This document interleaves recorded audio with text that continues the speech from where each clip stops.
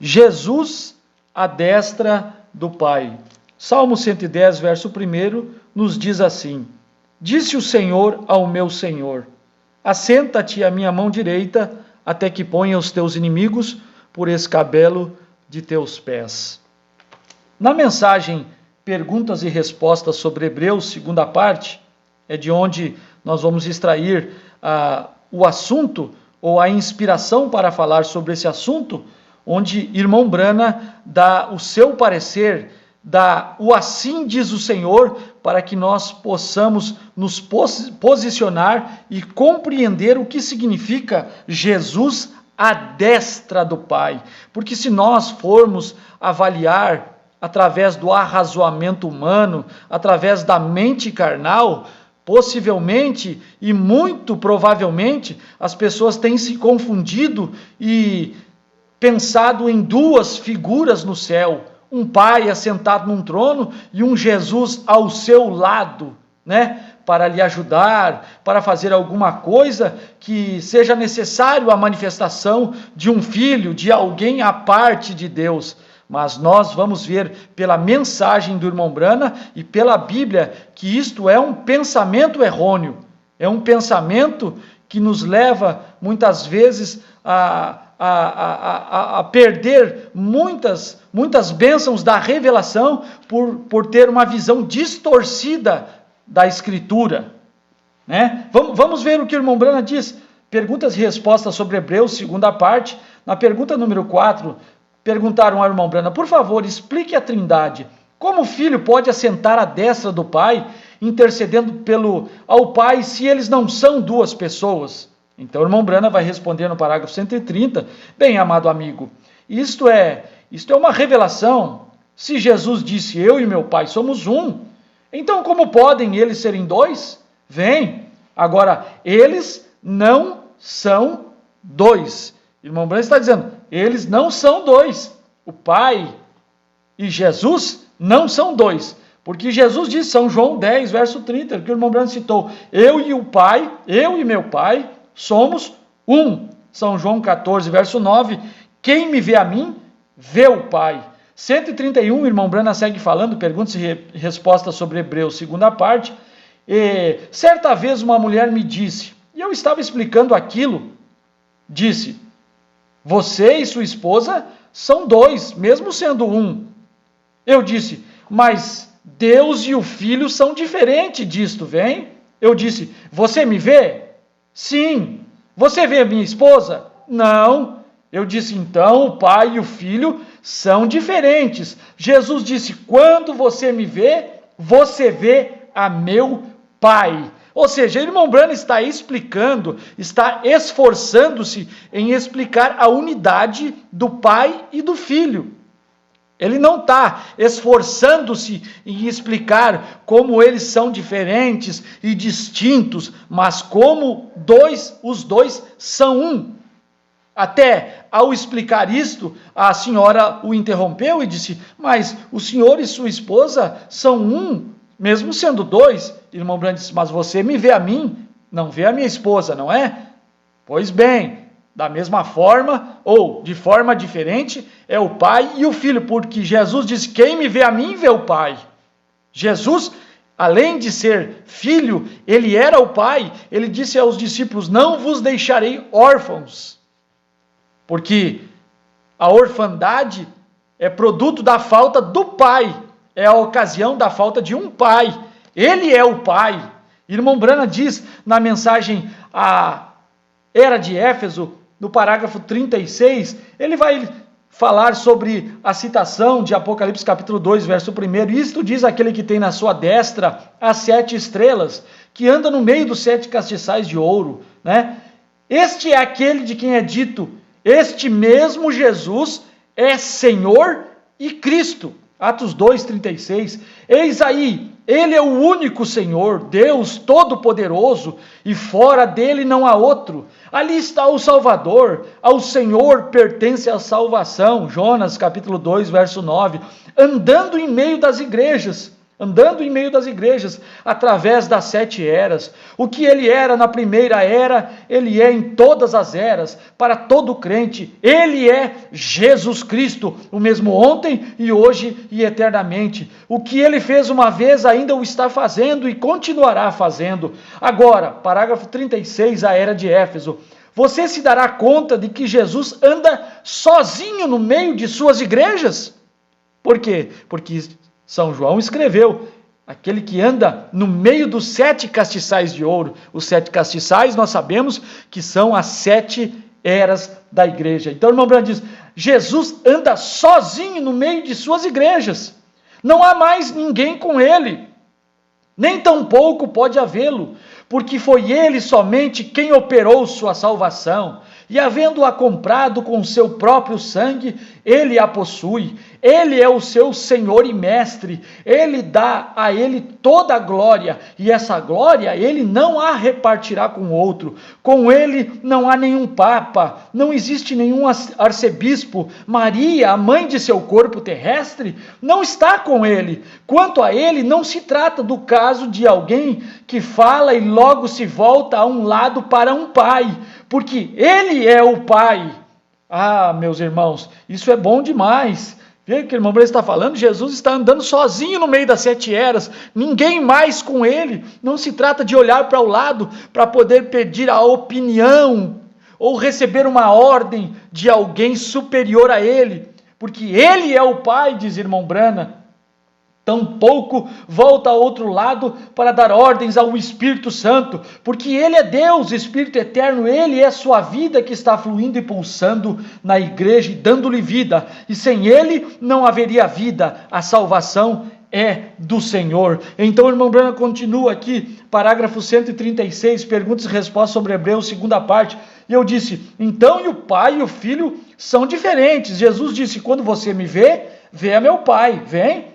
O pai e o filho. O pai era o Deus Jeová Todo-Poderoso, Deus habitando em um tabernáculo chamado Jesus Cristo, o qual era o Filho ungido de Deus.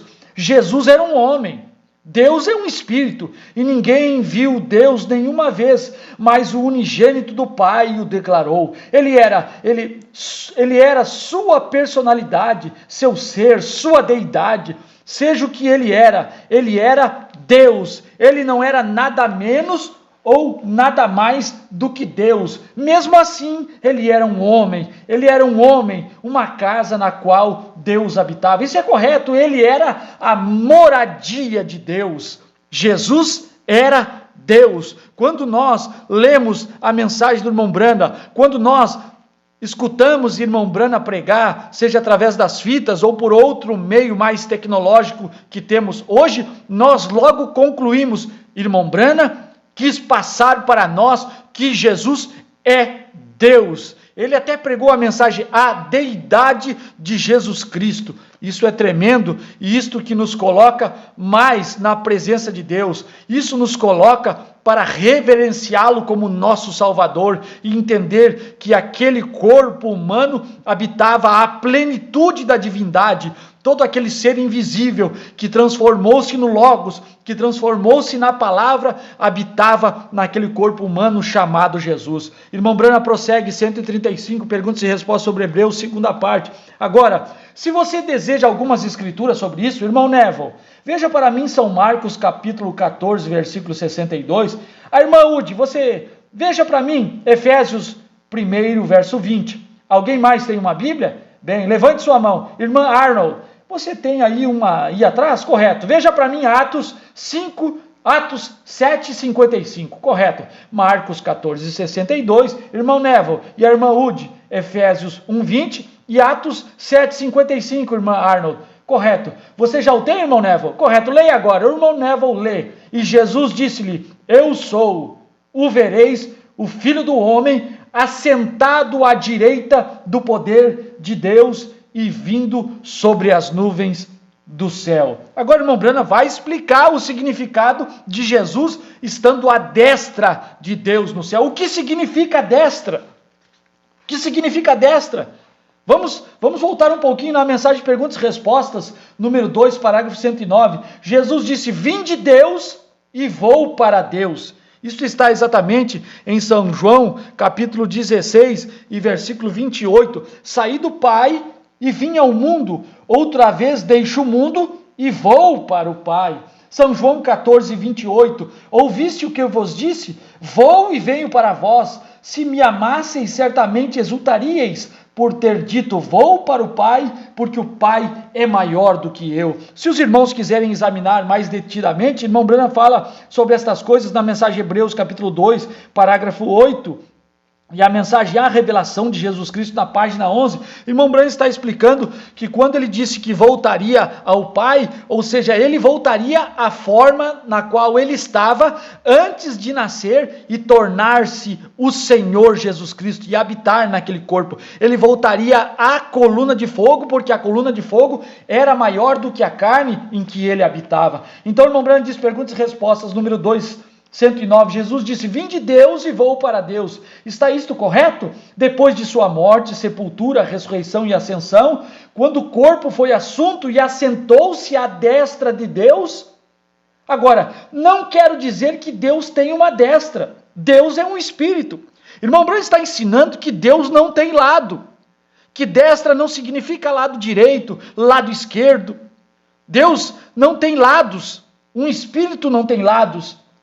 Um espírito não tem destra, porém a destra significa em poder e autoridade de Deus. Quer dizer, Jesus voltou ao Pai, assentou-se à destra, ele era todo o poder do Pai, ele era toda a autoridade do Pai, ele agora falaria em nome do Pai, ele seria a aparência visível do Pai. Ele até mesmo disse, depois de ressuscitado, todo o poder é me dado nos céus e na terra. Todo o poder, irmão Branham até mostra, se todo o poder foi dado a Jesus, como ficaria o Pai se existisse alguém a parte de Jesus Cristo, a parte do Filho? Como ficaria o Pai, o Deus Pai, a parte do Filho? Visto que o Filho disse, é-me dado todo o poder.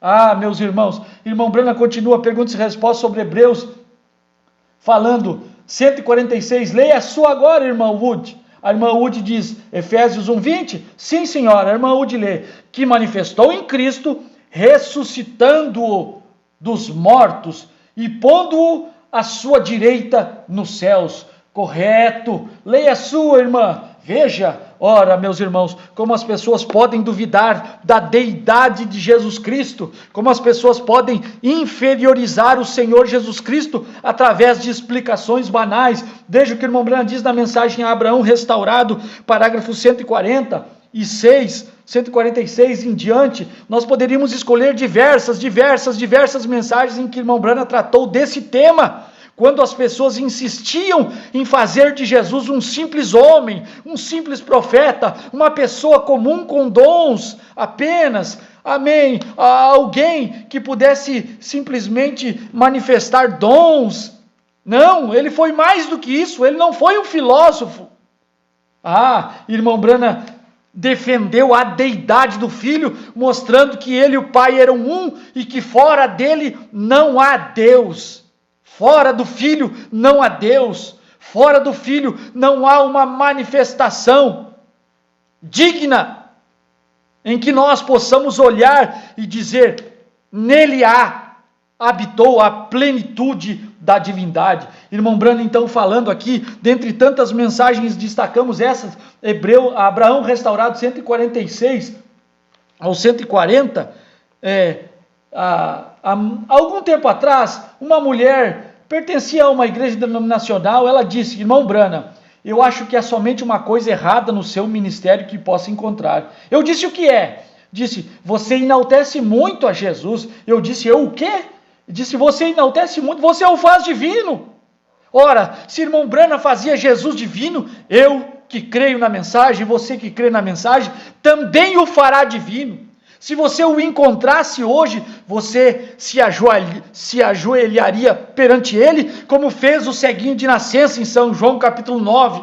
Se ele não fosse Deus, ele não poderia ser adorado. Aquela mulher cirofenícia que veio atrás dele, buscando uma bênção, uma cura para sua filha que estava endemoniada. Depois de receber a cura, ela o adorou, ela se ajoelhou e o adorou. Lá no Evangelho do Velho Testamento, nós vemos uma ordem que somente a Deus deveríamos adorar. Ouve, ó Israel, o Senhor teu Deus é o único Deus. E agora aqui nós vemos um homem sendo adorado, aquele homem era Deus. E esta senhora estava criticando o irmão Branham com um pensamento errado, talvez até mesmo por ler estas escrituras e entender que Jesus não era Deus. Então ela diz, você o faz divino, irmão Branham.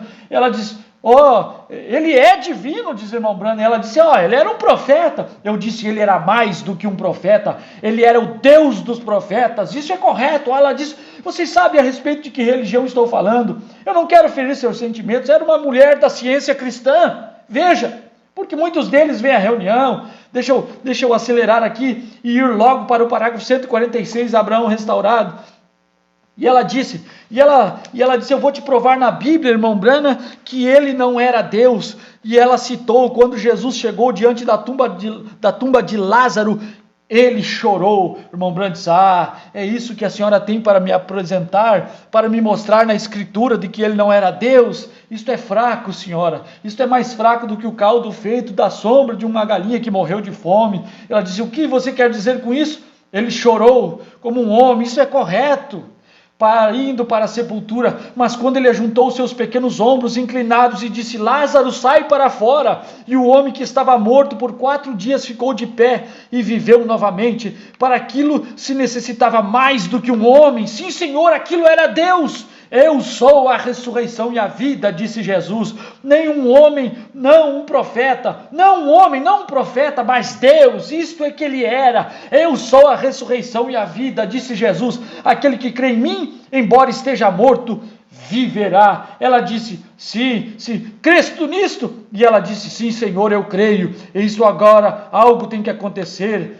Meus irmãos, então para nós encerrarmos logo, voltando à mensagem de perguntas e respostas sobre Hebreus, segunda parte, onde irmão Branham deu as escrituras para o irmão Neville ler, para a irmã Arnold e para a irmã Wood, Marcos 14:62 foi o que leu o irmão Neville. A irmã Wood leu Efésios capítulo 1, verso 20, e a irmã Arnold, Marcos, Atos 7:55, e todas estas escrituras estão falando sobre Jesus à destra do Pai. Então vamos para a última escritura, a irmã Arnold lê, mas ele, estando cheio do Espírito Santo e fixando os olhos ao céu, viu a glória de Deus e Jesus que estava à direita de Deus. A nossa mente carnal é levada a pensar que há um Pai assentado no trono e Jesus ao lado do Pai. Mas o que o irmão Branham diz, 148, perguntas e respostas sobre Hebreus, segunda parte. Agora veja, Deus não podia ter uma mão direita enorme. Vem, e Jesus de pé na sua mão direita. A mão direita significa a autoridade. Vem. Só, por exemplo, se eu tivesse amplos poderes sobre a igreja aqui, e eu fosse algum tipo de bispo, e o irmão Neville tomasse o meu lugar, ele estaria à minha mão direita. Vejam, aquilo significa que ele estaria à minha mão direita. Então, meus irmãos, Jesus tomou o lugar do Pai no céu. Jesus agora era a forma do Pai no céu. Quando Estevão estava sendo apedrejado e ele viu o céu aberto, Jesus assentado à direita do Pai, significa que no céu é Ele quem tem toda a autoridade, Ele é a forma visível do Pai no céu. Deus agora tem uma forma no céu. E Deus quer nos levar a ter corpos como Ele tem um corpo no céu, assentado à destra da majestade de Deus. Ele ocupa o lugar daquela coluna de fogo, ele ocupa o lugar daquela luz, no lugar para onde vamos habitar, na casa de meu Pai, no reino de meu Pai.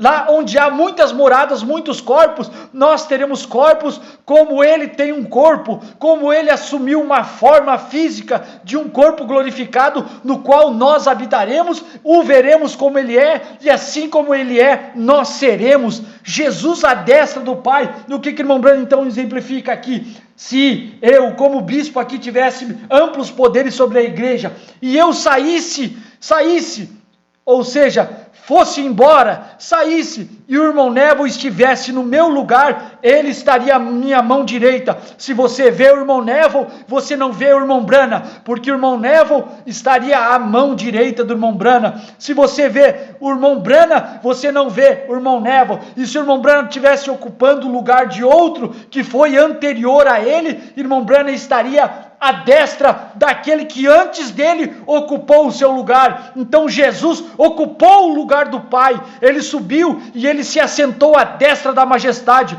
Quando nós chegarmos no céu, nós o veremos como ele é, nós veremos aquela aparência num corpo glorificado, porque foi isto que Estevão viu, foi isto que os apóstolos viram, foi isto que está escrito na Bíblia, que ele assentou-se à destra do Pai, ou seja, o Rei da Glória agora tem uma aparência, o Rei da Glória agora tem uma forma no qual nós podemos olhar para ele, o reverenciar e inclinarmos a ele, reconhecer que ele é o Todo-Poderoso e que fora dele não há outro. Jesus à destra do Pai, Jesus assumiu a forma do Pai, Jesus tomou o lugar do Pai, ou seja, em outras palavras, Deus mudou de forma, nasceu através de um ventre virgem, viveu, cresceu, cumpriu com o seu ministério, subiu e agora o Pai tinha uma forma